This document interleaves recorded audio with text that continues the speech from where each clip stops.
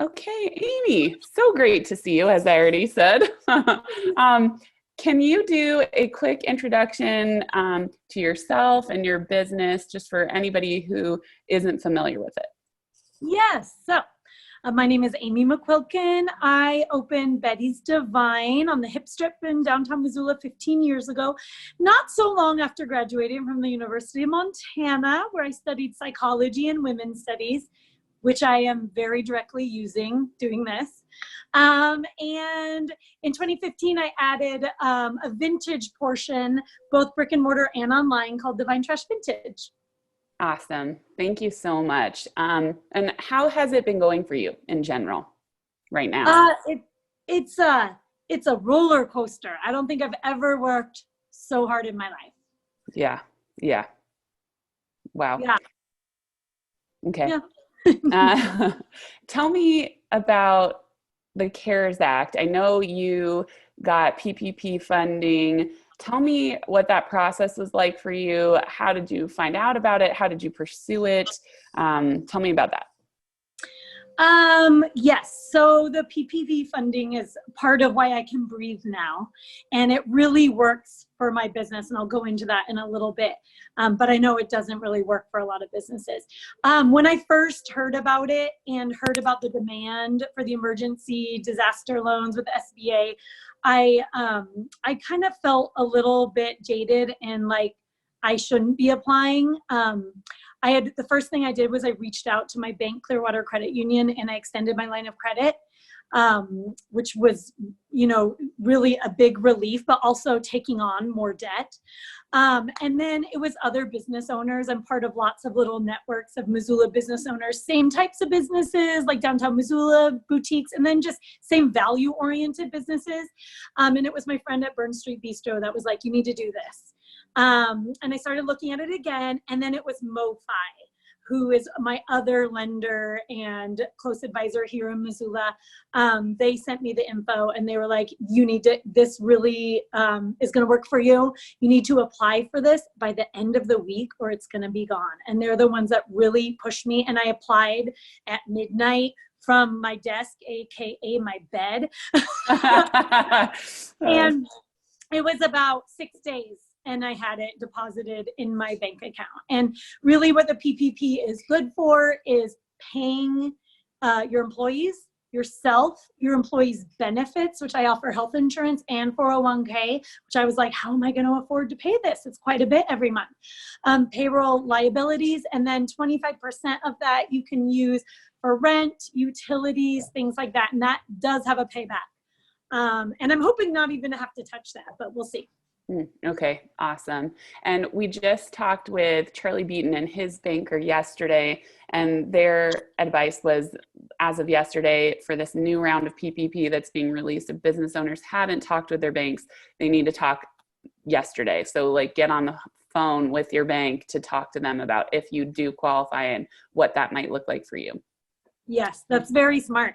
I mean, that's what MoFi said. They were like, apply, and you can always say no if you get accepted for it. So, but just do all the paperwork, get everything together. And fortunately, if you're organized and use QuickBooks and you've been, filing taxes, you've got all the things your bank needs. And if you have a good relationship with the bank, they're right there for you. It makes me sad for people that don't. A lot of small business owners don't. And then a lot of small businesses can't put their employees back to work at about the level that they were before. For, a restaurant, a hair salon, a massage therapist. For me, we are hustling to get everything in our store online. And I have to say, in some ways, some mixed up way, this is kind of a gift because we never would have found time keeping up with the hustle of our day to day, that what I now refer to as passive selling, which is when you just have a door unlocked and people can come in and shop. Now it's very active. You have to work really hard for every sale, but we just didn't have time. And so right now we're just in here making changes, uploading everything, and we're all working as much as we can to do that. So some sense, I feel really fortunate that it works for me. Also, I'm small. I have 6 employees, 7 including myself. So to put us back to work at that level was easy. If I had 10, if I was a bigger company, I mean, geez, what did they say? The definition of a small business is 500 employees. I think that would be really hard. And, don't really agree with that as an accurate definition for small businesses, but that's another subject. Yeah. It's definitely not the Montana norm. A lot of people have been referring to this as the great pause and really saying a lot about the similar family life, work life. It's a gift in some ways where we get to take stock of what's important and strategize. So it sounds like you're doing a lot of that. I wouldn't say I'm strategizing. I mean, I'd say that the last year I've been working with a business coach, and we've been sharpening the saw, as she calls it, and strategizing. And, this is like the thing we've been training for. We've all been training for the worst case scenario, and this is it. And what's unique and kind of amazing about it is we're pretty much all in it together. So it's not like you're in it alone and you're afraid to reach out to your networks and talk to people about it. We're in it together. But I would not say I'm strategizing. I am in there at the ground level doing everything. Like I am right back down to like fulfilling orders, which I'm horrible at. I'm the messiest packager. Like my employees are so much better than I. So I'm hands-on, which also is good because I'm seeing holes in our processes or funny things. I'm like, why have we been doing it like this for so long? We're changing it. So one day I'll be strategizing again. So I guess I'm trying to balance it. I guess putting everything online, and we're switching our POS so it communicates with our Shopify website, something we've wanted to do, but haven't felt like we've had that pause to do. We're doing that right now. I can't believe how easy it is. It's insane. And what's cool is there's a handful of other small business, Main Street, downtown Missoula retailers that are doing the same switch right now. And we're all helping each other through it, which is so cool. Another great thing about doing business in Missoula. So there's like a consortium of other businesses who are like switching to Shopify, and like, so you're all troubleshooting the technology together? Yes. And talking to other businesses who've already done it, who are like, these are the apps we got. This is what works for me. Don't pay for the hardware bundle. They'll give it to you for free if you ask once, like, stuff like that. It's been really awesome.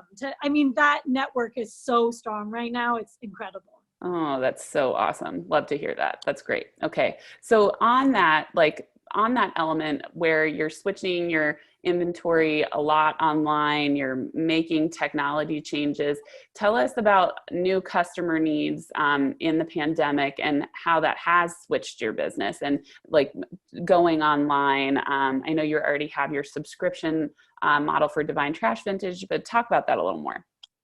Well, so our Trash Club, our subscription model, we were horrified. We thought, oh my gosh, everyone is going to cancel and quit. And the outpouring of love and support, and even the new people that have joined, because they're like, how can I support my small business? Ooh, they hardly have anything online. They're not open. I'm going to join this Trash Club. So that has been a surprise and really amazing to maintain that. For the website, and then we introduced, it's called an Instagram shop, an Insta shop. And so we do a couple times a week, we will highlight items in the shop in like an Instagram story format with instructions on how to buy. And they're always kind of tied in with some kind of storytelling, which we feel like we're really good at. And fashion is so tied in with pop culture and current events that usually we'll take, a show that people are watching or something the president has said, and we'll go with that, and that will formulate our story, and then we'll have that for sale. And people have been really responding to that, and that has been great.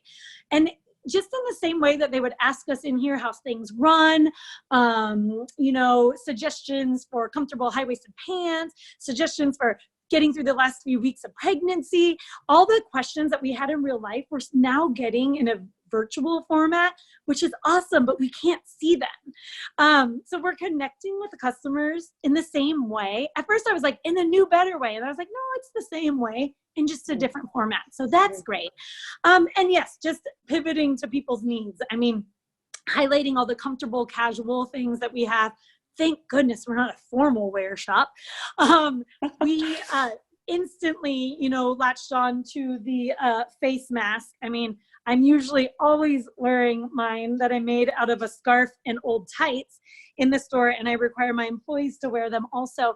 But not only for safety, I am so excited that there's a new accessory on the market. I mean, for the fashion world, that new things never happen. We only look back these days. So, I put the word out to my seamstress, Beth, who her real job is a dental hygienist, and she's laid off and out of work right now. And she's just so resourceful. Even though the fabric stores are closed, we came down and went through all these fabric scraps we have. We looked at her fabric scraps, and she's been making these really amazing face masks with embroidery on it. So everyone kind of has their own vibe, a good way to express, not only when you're wearing the face mask, you're expressing to people like, I am like you and I am trying to take all the safety precautions I can, but then you get to express a little bit of personal style. And matching face masks to your outfit, so fun. Yeah. So with that, we're meeting the needs. We have them up. We started with the Insta shop, and they did so well that I quickly uploaded them onto the website. And then I offered a kind of sliding scale option, a no income, a lost income, where Beth, we're just doing it at cost, and Beth is totally down with that. And then we're keeping her busy and keeping a little income flowing to her. So it's just been I'm really fortunate, again, that we're small and that we have resources in our community that we can reach out to and be like, let's make this. Customers want this, let's bring it to them. That's so cool. I love that idea of playing, I think I mentioned this before we started, but it's a win-win-win. You're winning for your business, you're winning for the community. Well, the community is winning, and Beth, who is a displaced worker, is winning, which is really cool. And I think that's also so cool when you pay attention to the market and you're watching what's happening and saying, how can I both support the community, but also create a new revenue stream, and science says that these are not going away, right? The pandemics are going to become more frequent in the future. So tell me more about some of the actual changes that you've made. I know you're doing door-to-door delivery locally. Tell me about that. Well, thank goodness I'm an avid garage sailor and I know this town well. And I really like processes. So, because it is a little worrisome. I was sliding something into somebody's mail slot and I was like, what if this is not the right house? So yes, that has been a whole interesting new foray in getting our product to our customers. And at the end of every day, either my daughter, who's one of my employees, and I kind of divvy up our deliveries. I take things on bike. She takes things on car. We put them into Google Maps. We wear our masks. We each carry a bottle of Meadowsweet hand sanitizer. Another way of reaching out to the community. You can't buy hand sanitizer anywhere. But here's Meadowsweet Herbs changing their recipe so it is 60% or more alcohol. And then Montgomery Distillery has pivoted and is adding a hand sanitizer. And so, even looking ahead at how are we supposed to open? We can't even get hand sanitizer, cleaning wipes, reaching out and connecting to these other businesses in our community to supply us with those has been really important. But yeah, we have our processes of delivery. We knock on the door, we leave, we try not to see anyone, even though that's weird. So that's been fun. We've instituted a local pickup system, which also is kind of an interesting scavenger hunt. And we added a chat button to our website. And so that's how we knew. So many people were on our website in Missoula and they didn't want to pay for shipping, or they just wanted they were requesting a pickup. So we made that an option, free pickup. And now we have the scavenger hunt program. That's hilarious. And then we're shipping. So suddenly, we're just, the way that things have done, it's so funny. The sharpening of the saw that I've been working on with my business coach, so much of it is really process mapping everything and then organizing them in a way where all of my employees are bought in, and we have a digital copy, we have a physical copy. Most of those process maps, gone, done. We're on whole new ones now. Yeah, and it's things how to make a delivery, or how to calm your brain and be safe, as far as dealing with customers, making deliveries, doing pickups, and sanitizing and wearing your face mask. A whole new type of operational process is in effect. Right. And how does this all come into play with Governor Bullock's new ordinance, basically, where we're going to reopen retail? So what is that looking like for your future? Employee safety, your safety, customer safety, what does that look like for you? I mean, it sent me into extreme panic mode to hear that. I thought for sure that when we would get the announcement that it was time, it would be celebratory. And I do not feel that at all.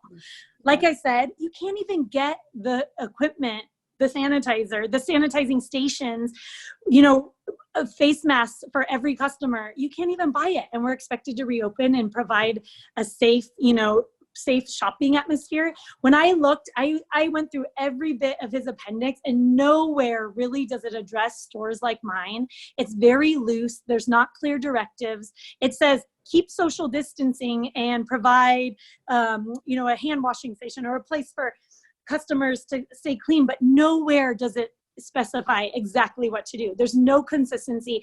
It just really, my instant response was, we're not opening. We're not ready. Mm-hmm. Well, I think that's so wise. I mean, and I know like that I've heard that the health department is really trying to kick it into high gear in Missoula. And I'm sure that the mayor and the health department are working together. And I think that's hard. You know, we're facing this time of, like we don't have enough equipment to keep people safe. We don't have the supplies to keep people safe. So how does that look for our businesses? But I'm really, I think, well, so thank you for putting everyone's safety first. I think that's so important. And I'm curious, in this, I mean, you're figuring out all of these new processes. Is this going to be kind of like part of Betty's new normal for the next like 2 months or something? Probably. Yeah. Okay. Yeah, because like I said, we just figured out a process of my employees coming back to work and how we're going to do that safely. And now we're supposed to, you know, we have this safe zone that we're all in. And now we're supposed to open the doors and like invite other people in and trust them. Like we're just not ready. So yes, it's going to be a slow process. We closed our doors on March 19th, weeks before, you know, the governor's shelter in place. And so we're going to open weeks after, and we're going to just sit back and watch and see what other businesses do. I was just asked to join a committee to represent small retailers with the health department and the mayor, which I'm really excited about, because I feel like as a retail store, we've never had to deal with community health. We don't have protocols with the health department that we follow. So we're just told to disinfect commonly used surfaces and to provide social distancing, but we're not given a step-by-step of how to do that. And we're expected to know. Like that's crazy. So I'm excited. I did also hear that the Missoula County Health Department does not agree with the state that we're ready. And so there's going to be probably a lot coming out in the next few days. But yeah, we just kind of got to this comfort zone plateau. Like, okay, this is how we do business. We're barely squeaking by. We're making maybe 10-15% of the sales we used to make, and now we're supposed to pivot again. It's just like really anxiety producing, and especially now, you know, you're asked to look at the health of your business and the health of community members, and you're supposed to decide which one is more important right now. It's really the biggest question a business owner probably ever has to answer. Totally. So the online store, the Instagram sales, the delivery, I mean, those are going to be really essential. And we can all support Betty's by using that. And I overheard you talking with someone in your store right now about like Mother's Day bundles. Are you doing these specialty? I saw actually on your online store, you have like specialty bundles that are going. Like, tell us about that. Yeah, that's been really fun because, again, what we love to do when people come in here is we love to tell people what to do. We love to be like, you need this. And we love to push people outside of their comfort zones. And so the bundles kind of do that. They make it easy. We're not just like throwing together the things that aren't selling and being like, buy these. We're like, this is rad together. And this would be a great gift for Mother's Day, a UM grad. We initially put it into place for Easter, and then taking the bundles to a new level. I feel like I've talked to you a little bit about this over the years, but you know, we started Trash Club years ago. We've always wanted to take it and do a Betty's Divine subscription. You know, something like Stitch Fix, but maybe not. Like, we just wanted to make it our own. And the thing about Trash Club is we really use our skills as stylists. And we send things that maybe people wouldn't normally buy. And a lot of times they're like, I looked at it and I thought, oh my gosh, I'm going to cancel this. And then I wore it and I got so many compliments and it's my new favorite thing. And that's what we hear over and over and over again. And so, we've just been like, how are we going to put this in play? Again, no time to do that, to sit down and work on that. And we finally have a format, a Betty's box, we're calling it, a mystery bag that we're going to release in the next few days. Awesome. And really use this time to test it. So it's like the combination of Trash Club, these mystery bundles, and what we do in here in a whole new format. So it's really exciting that it's finally coming to fruition, and it's taking a pandemic and a closure of our store for months to do it. Yeah. Well, Charlie Beaton yesterday said, this sounds bad, but he was like, it's a hard time, but it's also full of challenge. And I love challenges. And I think like you're saying much of the same. Definitely. Yeah. Yeah. I mean, even though I've never worked so hard and I'm just like, again, working from my bed at midnight, like working all the time, I'm like on fire. It's almost like how it felt when I first opened and was up late while my baby was sleeping, writing my business plan and just scrambling. Like you just throw that work-life balance out the door and it kind of just, I mean, it has an end to it, but it just make it, it's that same feeling you get when you've got a new business that you're on the verge of opening. So it is, I mean, it's hard, but it's exciting. Invigorating. Yeah, totally. So tell me a little bit about, or tell me a few things that have surprised you maybe in a positive way during this whole thing. I guess, like I said before, I think of our customer, our target market, and I think the majority of my target market is in the service industry. And I just thought that there was no way we would get any support from our customers and that it would be horrible for me to even ask because they were hurting and lost their income. And I've learned a lot about my customer, and that's not entirely true.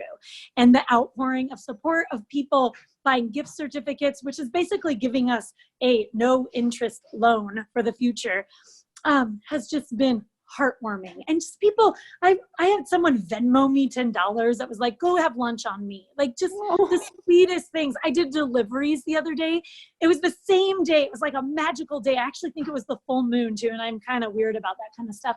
But I had 2 deliveries. One, there was a jar of jam in the mailbox. The second one, there was fresh baked chocolate chip cookies. And then I got home and my grandma had sent me a letter. It was like, the universe is aligning and telling me we're going to make it.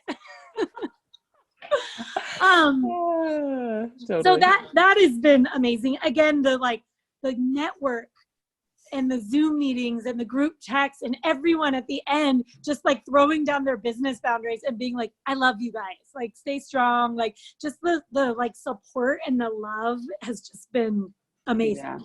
Yeah. And then, my vendors, I'm nervous about them too, but they've just been excellent. No one's been pushy. Everyone's been supportive. Obviously I stopped anything. When this first happened, I at first thought, oh my goodness, this is the worst time possible because in the fashion industry, we work by seasons and we had just taken all of our cash, emptied our entire line of credit, and we put it all in new merchandise for the spring. And usually it's spring break that kind of tips us over the line and we're starting to make money again and starting to pay off those things. Didn't really get that. And then graduation, people traveling. I mean, I used to joke. Music, concerts. Exactly. I used to joke, like as long as people still travel and get married and go on dates and go to concerts, we're good. Well, that doesn't happen anymore. Right. So I really panicked because we had no cash and I was thinking about health insurance, paying my bills, payroll liabilities, rent, all of those things. And then once I kind of got all of that situated with the PPP, with the line of credit, I thought, wait, I have great merchandise to send people. So then it kind of switched. I was suddenly in a great position. If it had been a month earlier, I would have had the tail end of fall and winter and it's beautiful and 60 degrees out today. And I would have been really forced to be creative. Right. so that, I mean, just the like daily swing of like, this is great, this is horrible, this is great. I mean, my main employee for a while has been my daughter. I mean, through this, because we were quarantined together, and then she was the first employee to come back because I had people working from home, people on quarantine from from travel, and she's just seeing this side of me. She's like, "Mom, I think you have Tourette's. Like, you just you're really up and down." Yeah. Yeah. Oh, yeah. So did I answer your question? Yes, you totally did. You totally did, and gave us new insights too. And just that reminded me, did you have to stop contracts with anybody? Did you have to do any kind of like loan deferment? Did you have to do anything like that? Fortunately, most of my loans are with Clearwater Credit Union, my local bank. So they deferred the payment on my loans for 3 months. Fortunately, I own my building. And so as the landlord, I reached out to my lender, which is also a local bank, MoFi, and they deferred that for 3 months. So, you know, I mean, the first thing I did was reach out to, who are your 3 top trusted advisors? Your banker, your attorney, your accountant. And I reached out to all of them and got great advice. And then in the combination of all these networks, people being like, hey, I canceled I put a hold on my garbage. Maybe you guys could do that to save a little money. Or, hey, Northwestern Energy is doing a grant program. Like people just kind of throwing out all the options to just take your monthly expenses and bring them close to nothing as you possibly can. Right. Yeah. I think Paul has a question from the chat. Hey, Amy, I'm wondering if you thought of doing your own like YouTube channel or something, because the energy coming through. I've spent a lot of time on Zoom, and this is the most energy I've had through Zoom in kind of the last 5 weeks. So I've got so much kind of you're lucky, creative thinking, whether it's in kind of in your line of work in apparel and kind of fashion and all that kind of stuff, or even if it's business advice. I think you've got a future there if you want it. Yeah. Thank you. I will look into that. I mean, you know, I kind of, as we transition, you know, Betty's opened 15 years ago, and I used to be totally in charge of the marketing, but it was more of your traditional marketing. And then as like the digital platforms and Instagram and Facebook came on, I you know, had a position here at the shop. One of my employees has done it for years and years and years. And now I'm back in doing it. I mean, this was the thing I detested. I don't even pay attention to that on my personal level. And suddenly I was back running our Instagram, and it like made me feel alive. And my customers were seeing, like, a lot of it was like me at my house, or I was the only model. Like, oh my gosh, I did some website photos the other day of headbands, and I was like, well, it just has to be on a person. And I was putting them on, and I had my face mask on, and they're the weirdest pictures. And you know what? That's us. That's Betty's. And they're gonna go up on the website. So yeah, bringing the camera, turning the camera around, facing it to me again, which we haven't done for years, and I've kind of been like, I don't want to, has been really fun. And to hear you say that, Paul, it reinforces that. So yeah, I should probably check that out.